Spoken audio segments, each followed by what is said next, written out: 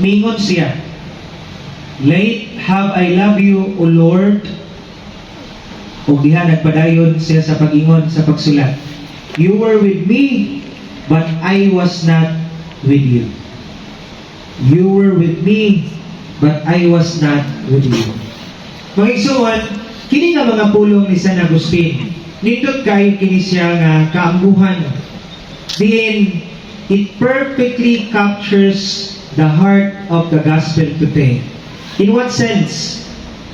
Kaya diha siyang libro, The Confessions, nagaanggo si San Agustin nga sa iyang pagpangita sa kalipay, sa kalibutan.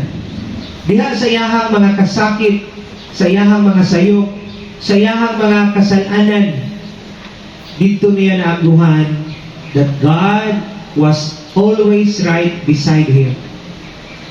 Ang problema lang, kay diha sa iyahang kinabuhi, ang iyahang kasing-kasing were somewhere else. Muna nga wala dayon sa kabantay na Ginoo ni ay all throughout his life, dili lang sa kalipay, kundi sa mga panahon nga siya niagi sa maong sayop nga dalan, ang Ginoo kanunay di ay uban kaniya. Pero wala kini niya nabantayan dayon. Kaysa sa iya pa nga mga pulong, his heart were somewhere else. His life, his heart, his eyes were somewhere else. Meaning to say, he was not present to God, who was fully present to him. Nindot kayo nga kaamduhan ni San Agustin. Nga kung mamalandong punta sa itong kinabuhi, maubiya po ni diha sa itong kasinatian, no? Kabantay ta. Diha sa itong Ebanghelyo karon, nagisgot mahitungod, a road to Emmaus. The two disciples were walking away from Jerusalem. Sa kunang gingon, why?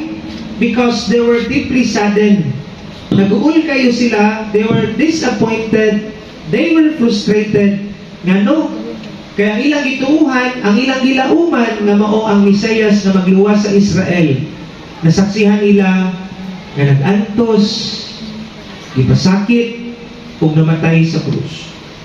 And because of that experience, because of witnessing that event that Jesus was crucified on the cross, they were frustrated, they were disappointed. Muna nga, dihas ng Ebanghelyo, ingon pa, nagbaklay sila na subok o mga panagway. Pero dihas silang pagbaklay, ato nga nasayran usab sa itong Ebanghelyo, that the eye, from the very start, silang pagbaklay. Jesus himself joined them on the road. Pero wala makaila ang duha ka mga disipulo, ang duha ka mga tinun-an. Kung balikan na ito, atong Ebanghelyo karon, God was literally walking with them.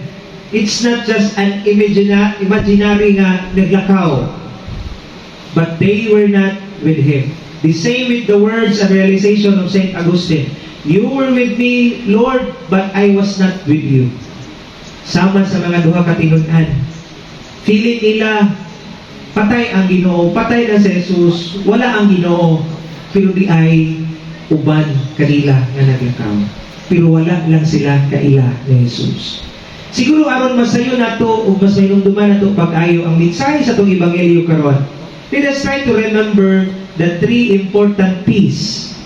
Dili 4 P's ha, tulo lang sa 3 P's of Emmaus. Una, hinumduman nato ang unang P. Presensya. Presensya. God's presence. We need to remember and we need to understand.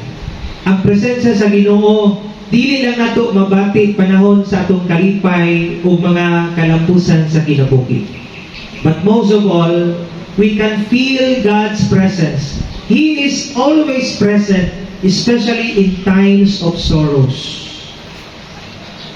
Especially in times of sorrows. Can you still remember the story of the footprints in the sand? Di ba? Kung sa ganito nga istorya, may tungod sa tao na nalipay kayo sa pag-ayo, kay para niya, ang Ginoo, si Kristo, Jesus Christ, no? Uban niya kanunay na naglakaw sa baybayon, lipay kayo siya. It is somehow like holding hands with Jesus while walking together diha sa maong baybayon. Pero during the time nga naasa sa kaguol o mga problema, iyang nabantayan that the two pairs diha sa maong footprints nahimo na lang usa. Kung tungod niya i-question niya ang Ginoo, grabe ka Lord, sa panahon sa kalipay ubanta, pero sa panahon na ako nag-inusara, ako nabantayan na isa na lang kapares ang footprints. He's thinking that the footprints nga iya nakita mao iyaha. Pero ngadto-ngadto ipasabot sa Ginoo. You know what? During your trials in life, remember, the footprints that you saw are not your footprints, but mine.